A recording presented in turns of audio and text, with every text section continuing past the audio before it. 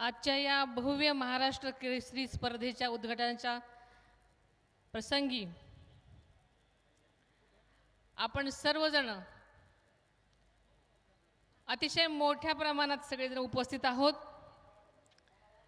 आपल्या सर्वांचं आराध्य दैवत छत्रपती शिवाजी महाराज, छत्रपती शाहू महाराज, क्रांतीसूर्य महात्मा ज्योतिबा फुले, भारतरत्न डॉक्टर बाबासाहेब आंबेडकर, स्वराज्य जननी जिजाऊ माँसाहेब क्रांतिज्योती सावित्रीबाई फुले, पुण्यश्लोक अहिल्यादेवी होळकर यांच्या चरणी मी वंदन करते। आज स्वराज्य रक्षक छत्रपती संभाजी महाराजांची बलिदान दिवस आहे, स्मरण दिन आहे। त्यांच्या चरणी मी नतमस्तक होते। आजच्या या कार्यक्रमाच्या प्रसंगी उपस्थित असलेले आपले सर्वांचेच लाडके आमदार माऊली आबा कटके, पुण्याच्या महापौर सौ मंजुषा नागपुरेताई,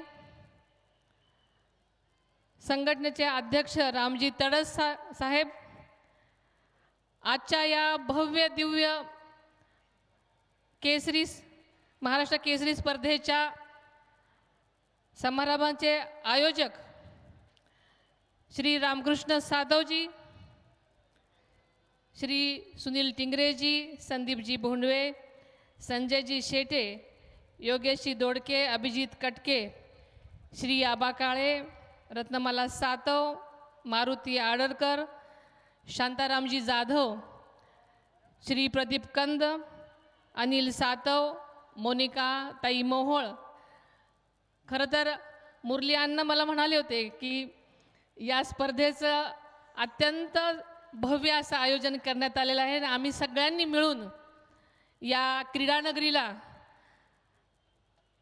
आदरणीय दादांचं नाव दिलेलं आहे आणि या सर्वांच्या या भावपूर्ण श्रद्धांजलीच आहे असं मी म्हणते आणि त्याबद्दल आपल्या सर्वांचेच मनापासून आभारही मानते। तसेच या कार्यक्रमासाठी उपस्थित असलेल्या ऐश्वर्या पाचरणे, मेघराज कटके, राजेंद्र सातव, सुरेश अण्णा घुले, प्रकाश जगताप, शशिकांत गायकवाड, जयश्री सातव, सौ कोमल आव्हाळे, मनीषा कटके, सौ वसुंधरा उबाळे, पूजा कंद, स्वप्नील ढमढेरे, सुरेखा हरगुडे, सुषमा मुरकुटे, सौ मोनिका हरगुडे, कुशाल सातव, आमच्या सौ वैशाली नागवडे, दादासाहेब सातव, दिलीप वाल्लेकर, राजाराम कांचन, प्रवीण शिंदे, पूजा बुट्टे, बाळासाहेब सातव सर, लोचन शिवलेताई, रसिका चोंदे, संतोष नांगरे, नानासाहेब आबनावे, जयेश कंद आणि व्यासपीठावरील सर्वच मान्यवर आणि आज या कार्यक्रमासाठी आवर्जून असलेल्या मोठ्या प्रमाणात उपस्थित असलेला माझा महिला वर्ग, तसेच या कार्यक्रमात संबंध महाराष्ट्र भरून आलेले सर्व मल्ल, त्यांचे प्रशिक्षक, सर्वच अधिकारी, पोलीस आणि पत्रकार बंधू भगिनींनो, आज या स्पर्धेचं उद्घाटन करताना मला मनापासून आनंद होत आहे। खरं तर या निमित्तानं राज्यभरातून आलेले मल्ल, त्यांचे उस्ताद, कुस्तीप्रेमी, विविध संघटनांचे किंवा संस्थांचे पदाधिकारी, लोकप्रतिनिधी, पत्रकारांचं सर्वांचंच मी मनापासून स्वागत करते। आपल्याला सगळ्यांना माहिती आहे महाराष्ट्राला कुस्तीची मोठी परंपरा आहे। आपल्या मातीतला हा रांगडा खेळ आपल्या महाराष्ट्राची शान आहे। या कुस्तीनेच आपल्याला देशाचं पहिलं ऑलिम्पिक पदक मिळवून दिलं। हे पदक मिळवून देणारे महाराष्ट्राचे सुपुत्र पैलवान खाशाबा जाधव यांना मी अभिवादन करते। तसेच कुस्तीचे भीष्म पितामह स्वर्गीय मामासाहेब मोहोळ यांचं सुद्धा मी या निमित्तानं अभिवादन करते। स्मरण करते, वंदन करते. छत्रपती शाहू महाराजांनी जोपासलेली कुस्तीची ही परंपरा आज आधुनिक रूपात पुढे नेण्याचं काम, वारसा चालवण्याचं काम आपण सगळ्यांनीच करायचं आहे. 8 दशकांपासून सुरू झालेली महाराष्ट्र केसरी स्पर्धा आजही महाराष्ट्राच्या क्रीडा परंपरेचं सर्वोच्च प्रतीक आहे असं म्हटलं तरी वावगं ठरणार नाही. आणि या स्पर्धेच्या माध्यमातूनच अनेक दिग्गज मल्ल घडलेले आपल्याला माहिती आहे. आणि त्यांनी राजाचं नाव, आपल्या महाराष्ट्राचं नाव देशभर गाजवलेलं आहे. आपल्याला सातव साहेबांनी सांगितल्याप्रमाणे यावर्षी स्पर्धेचं स्वरूपही तितकंच आकर्षक आणि प्रेरणादायी आणि वेगळं आहे. महाराष्ट्र केसरी विजेतेला मानाची गदा आणि फॉर्च्युनर गाडी असं आगळं वेगळं बक्षीस देण्याचं सगळ्यांनी ठरवलेलं आहे. उपमहाराष्ट्र केसरी विजेत्यांना स्कॉर्पिओ एन गाडी देण्यात येणार आहे. तसेच माती आणि गादी विभागातील विविध वयोगटातील सुवर्णपदक विजेत्यांना 18 बुलेट मोटरसायकली, तर रौप्य पदक विजेत्यांना स्प्लेंडर मोटरसायकल देऊन त्यांच्या कष्टाचा सन्मान करण्यात येणार आहे. आणि खरोखरच ही अत्यंत कौतुकाची बाब आहे. आपल्या सगळ्या इथल्या ग्रामस्थांनी हे सगळं बक्षीस दिलेलं आहे, त्यांचं मी मनापासून कौतुक करते. या स्पर्धेमध्ये राज्यातील जवळजवळ 42 जिल्हा कुस्ती संघांमधून जवळजवळ 1,500 मल्ल सहभागी आलेले आहेत.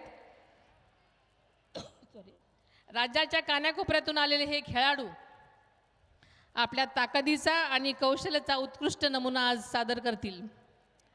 अनेक नामांकित तसेच आंतरराष्ट्रीय स्तरावर असलेले कुस्तीपटू या स्पर्धेमध्ये सहभागी होत असल्यामुळे या स्पर्धेची रंगत अधिकच वाढणार आहे.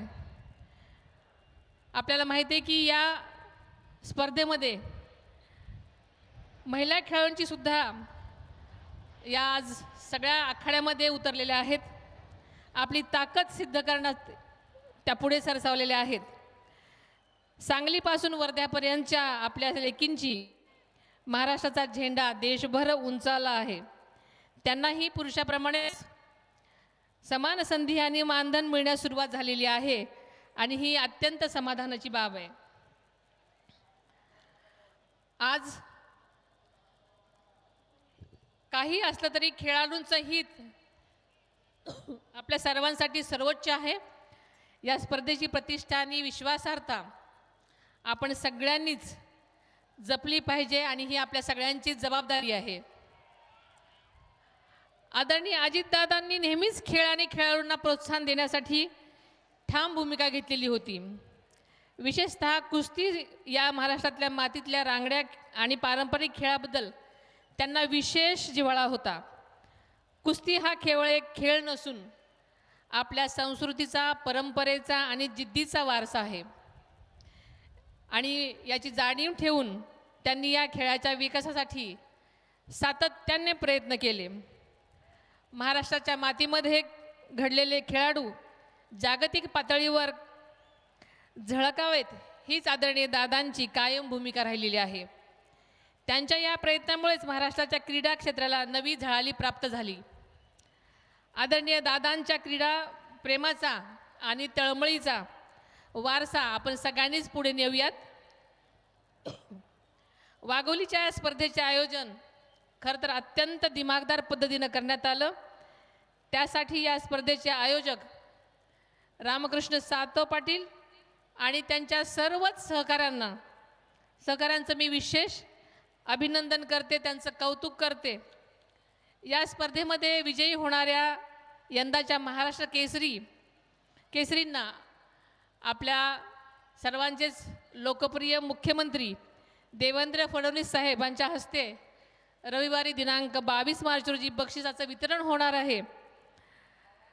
महाराष्ट्र केसरी स्पर्धेचे उद्घाटन करताना खरं तर मी एवढंच आवाहन करते की मैदान आहे, मैदानावर खेळाडू वृत्तीनं खेळा. आखाड्यामध्ये प्रामाणिकपणा दाखवा.